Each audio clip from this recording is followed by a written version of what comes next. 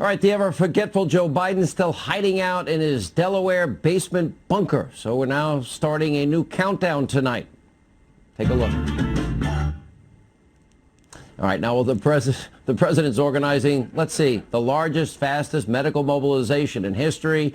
Let's see, doing 3-hour press conferences, knows everything, building hospitals, manning hospitals, converting hospitals to COVID-19, making sure every ventilator is made, every respirator, every mask, every shield, every gown, all the gloves. Yeah, Joe has been hiding in his basement for 64 long days. That was since the last fake news CNN debate, if you want to call it that. And when Joe, by the way, has done an event, everything he's done in his basement has not come out well. It's been a nonstop technical glitch and all-out dysfunction, like when Joe, am I on? Let me take off my aviators. But today, it was Canadian geese that were bothering Joe. Take a look. You're going to hear there's a pond on the other side of my property here, a lot of Canadian geese. If you hear them honking away, they're cheering. That's what they're about. The scale of the loss is staggering. I don't know whose phone that is, but the scale of the loss is staggering. It's been 2 months since Congress gave them that money. Is it incompetence? Corruption?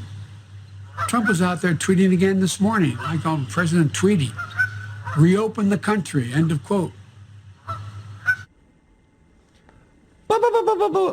Incompetent? Yeah, you can't even put on a podcast.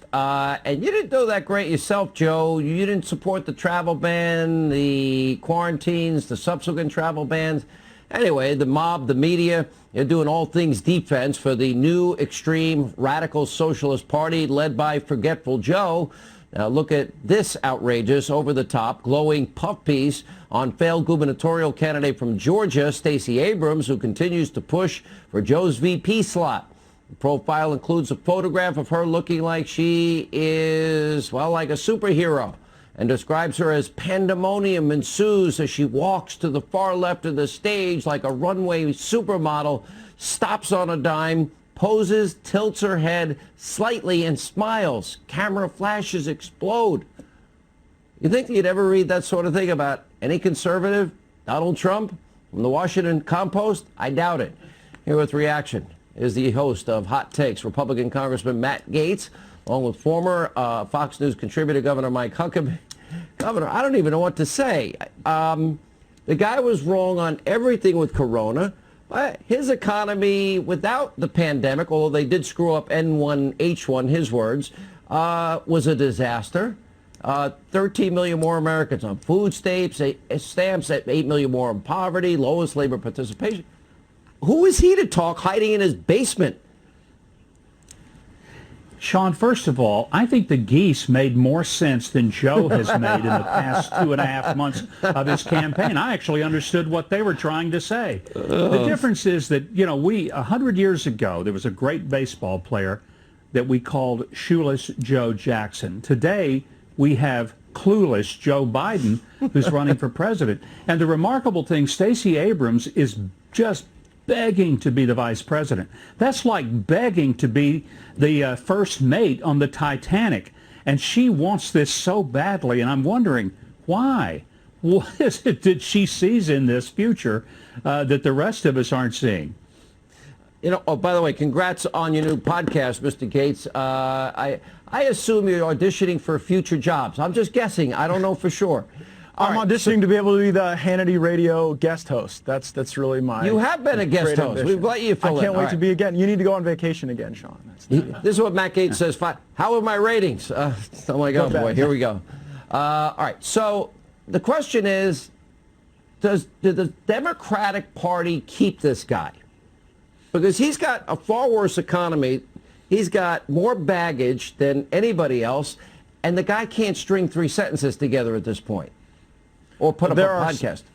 Yeah, there are some who believe that Joe Biden could be replaced as a consequence of clearly diminished capacity. It's my belief that if Joe Biden can still fog a mirror, they are going to nominate him. He's been running for president off and on since 1988. The Democrat establishment all coalesced around him out of fear that Bernie Sanders was marching his way to the nomination. And, I mean, Joe Biden is just simply not a leader. President Trump is exuding strength. Joe Biden is weak. President Trump is leading our nation to the great American comeback. And I don't think that Joe Biden's allowed out of the basement because they're probably worried he won't be able to find his way home.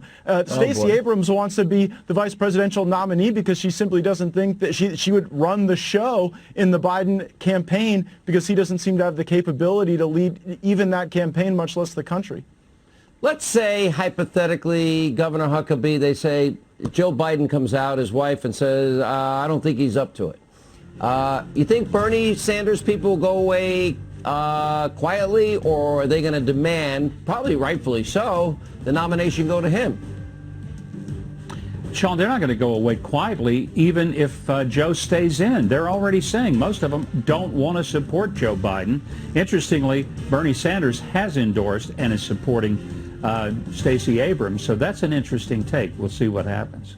All right. What do you think? Does he stay on the ticket, Matt Gaetz? Joe Biden will be the nominee, and we're going to beat him. I think that he's a picture of the past, and Donald Trump is going to forge a brighter future for all Americans. Always play like it's the 2-minute drill. You're 6 points down. You need to cross the plane and kick the field goal. That's my advice to anybody running for office. Good to see you both.